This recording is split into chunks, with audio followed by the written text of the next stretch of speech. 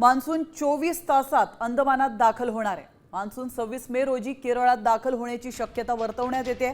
अतिशय महत्त्वाची बातमी म्हणावी लागेल।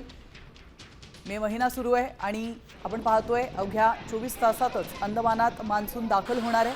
मान्सून 26 मे रोजी केरळमध्ये दाखल होण्याची शक्यता वर्तवण्यात येते।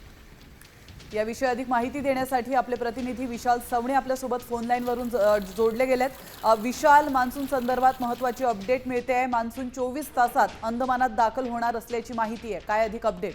नैऋत्य मान्सून वारे जे आहे त्याच्यासाठी पोषक वातावरण जे आहे ते आता अंदमानात तयार झाल्याचं आपल्याला पाहायला मिळतंय। दक्षिण बंगालच्या उपसागरात तसंच अंदमानात ढगांची मोठ्या प्रमाणावरती दाटी वाढलेली आहे, ढगांची दाटी आहे आणि त्याचबरोबर बंगालच्या उपसागरामध्ये कमी दाबाचा पट्टा जो आहे तो निर्माण झाल्याने कुठेतरी मान्सूनला जे आहे ते पोषक वातावरण निर्माण झालेलं आहे। हवामान विभागाकडून जी आपल्याला माहिती मिळते त्या माहितीनुसार पुढच्या 24 तासामध्ये मान्सून जो आहे तो अंदमानात दाखल होण्याची शक्यता जी आहे ती वर्तवली जात आहे आणि हे जे वातावरण आहे पोषक वातावरण हे असंच राहिल्यास मान्सून जो आहे तो 26 मे च्या सुमारास केरळमध्ये दाखल होईल आणि तिथून पुढचा प्रवास जर पाहिला तर ते मान्सून जो आहे तो दक्षिण कोकण किनारपट्टीवर जो आहे ते पोहोचेल पुढच्या 7 ते 8 दिवसामध्ये वर्तवलं जाते। त्यामुळे कुठेतरी